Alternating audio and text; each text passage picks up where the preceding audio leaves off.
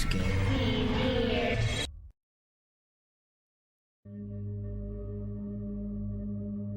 The woman in the videotape. Hey Atsushi, do you remember? My older sister asked me this after returning home for a bit. Remember what? It's probably been 20 years now. What my sister began talking about was quite different to what I imagined. After she brought it up, however, I slowly began to remember. Yeah, that really did happen. Both my sister and I experienced something strange at that time. I was only around 5 years old. We were going to watch a video together. I don't remember what video it was. I think it was an anime or something. My sister and I put the strange tape in the deck, and when she pressed play, there was a dead woman's body on the screen. The woman had collapsed and there was blood pouring from her head.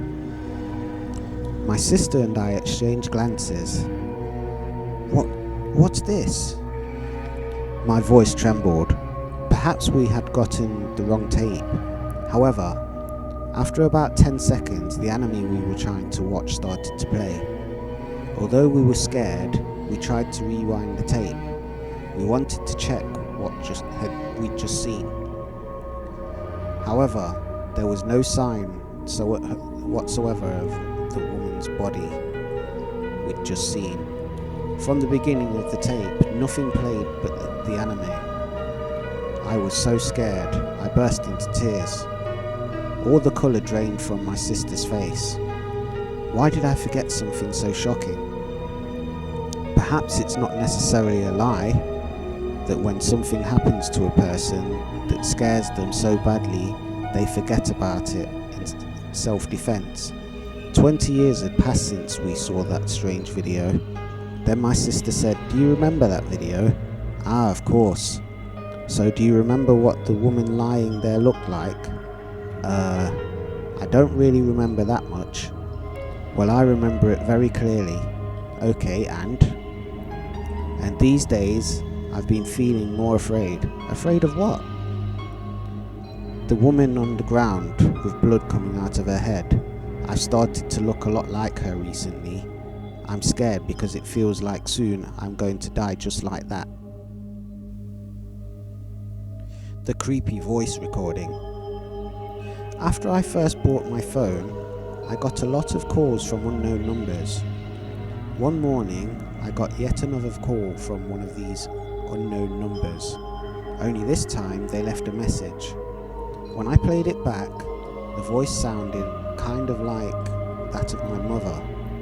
"It's your mother, it's your mother, it's your mother, it's your mother." The entire message was nothing but that. Of course, when I asked my mother about it, she said she'd done no such thing. That same day, I got another recording. "It's Miyazaki's mother.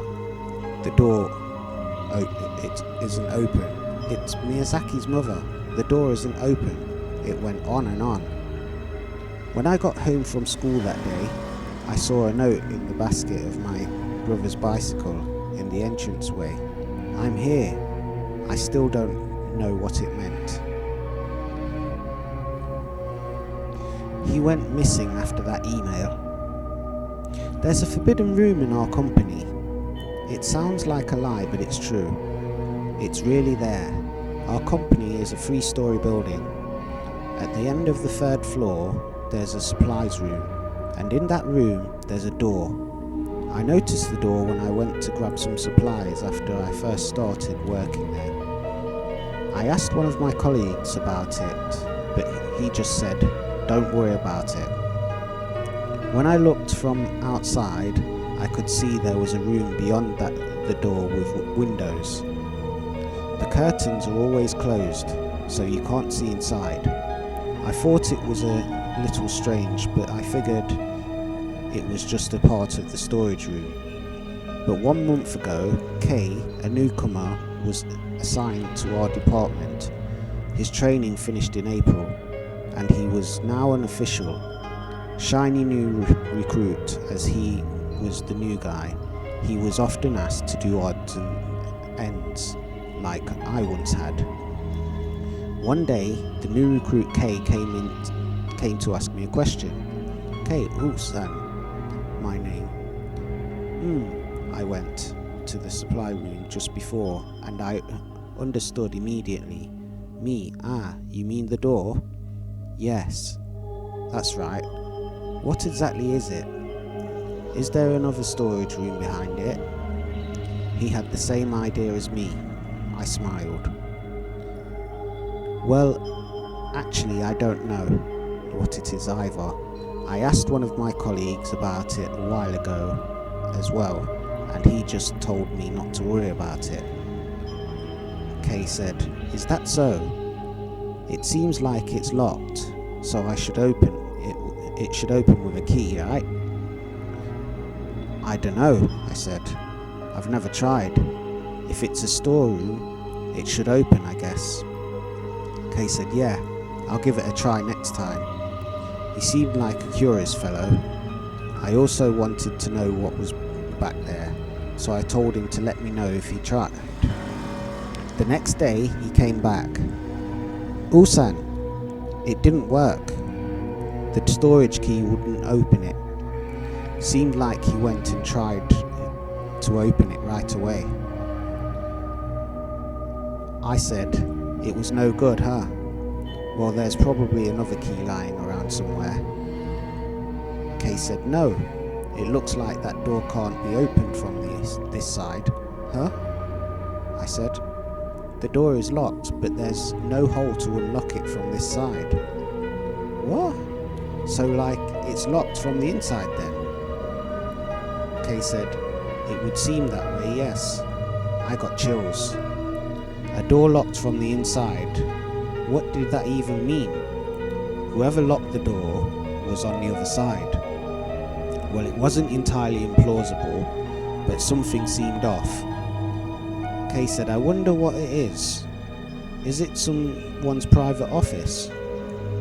Me, I said, "Well, it's not like anyone's imprisoned here, in there, because they can clearly come and go as they please."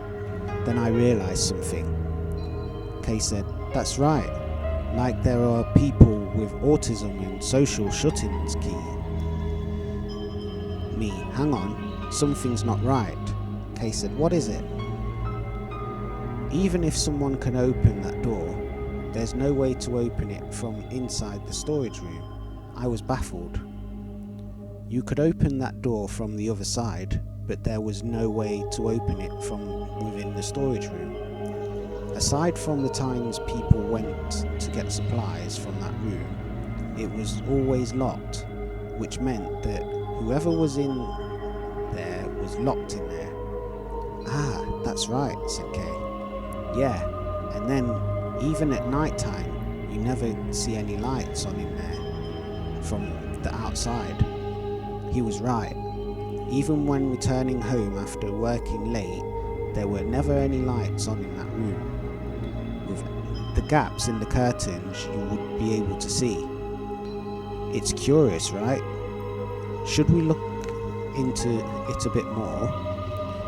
I said, "Well, maybe just a bit." The next day, I left for a business trip. It was 3 days after of apologising to customers and drinking bad sake at corporate dinners. The first thing I heard upon returning was Kate hadn't shown up for work. Then the next day I heard he wasn't even at home in the apartment where he lived by himself. He didn't return home to his parents either. Kay had gone missing. Of course, I was concerned about that door in the storage room. However, having just returned from a business trip, I was busy with getting all my things together, and so it was too late in realising. The day after I left for my business trip, Kay sent me an email. I noticed it 3 days after I returned. Although my mail is set up to receive messages from particular senders, even on business trips, Kay was new, so my server hadn't yet been set up to receive mail from his address. I know, excuses. The email was sent one sentence long. It follows, "It opened." A few weeks have passed since then, but Kay still hasn't been found. I do my best not to go near that room anymore. I don't know if the door is the reason he went missing, but I believe it has something to do with it. The other day, I met the colleague I originally asked about the door. He's working at the branch office now, so it was the first time I'd seen him in a few years. I told him about Kay. When I did, he told me about the door. In summary, it was a little something like this. 10 years ago, one of the employees who was curious about the door also disappeared. He hutted around the same time as this colleague. The location of the company is in a bad spot. He heard that it's an easy place for spirits to gather. When the company was established, a special room was built and something put inside. No one was allowed to go in. Nobody knows what was put in there. Maybe only the president knows. Of course, no one can ask him.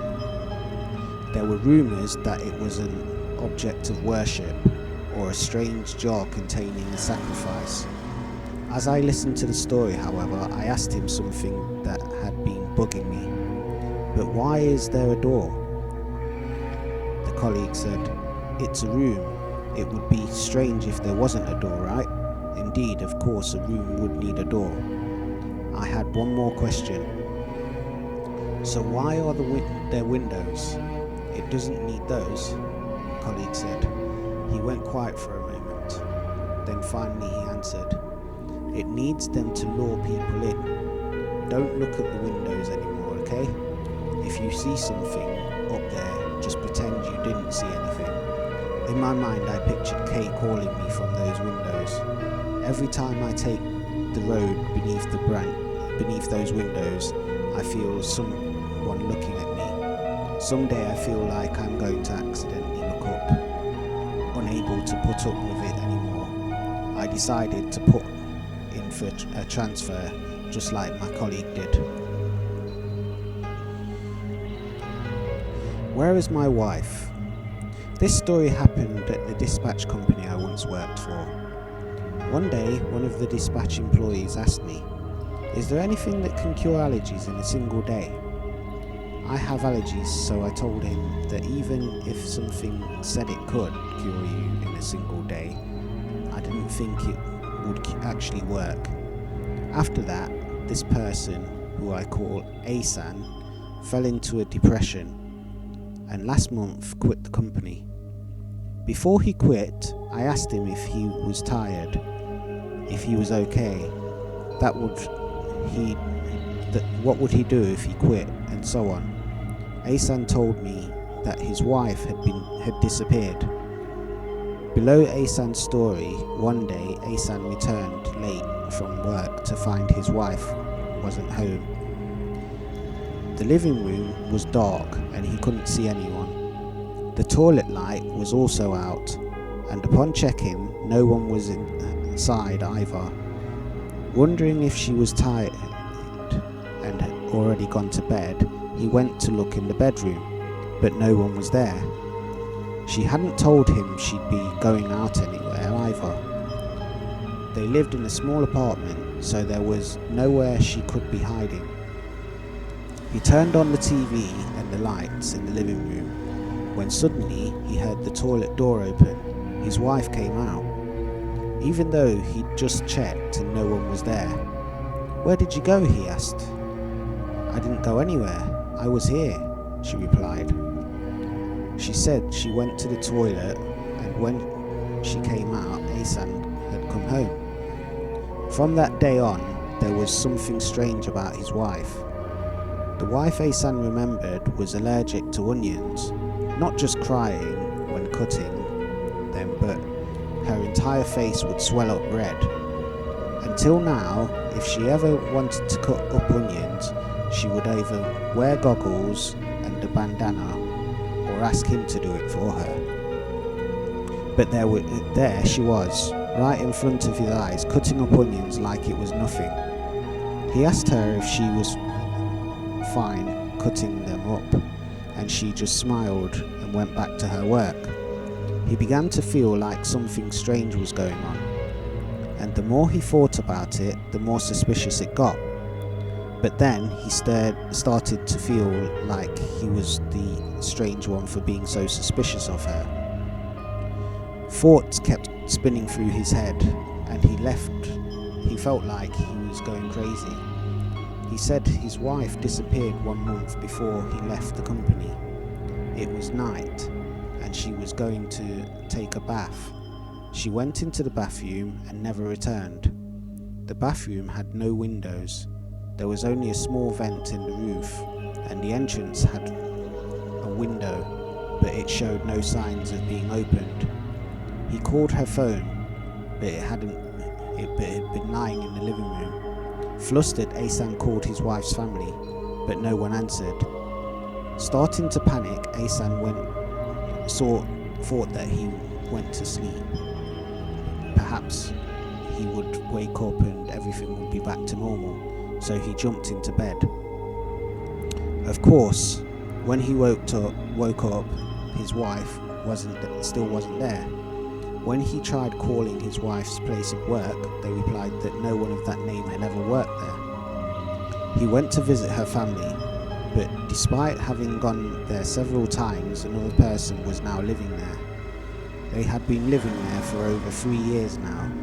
It was as if his wife had never existed. He visited the police and put out a search, but before he left the company, we never heard any word of that she had been found.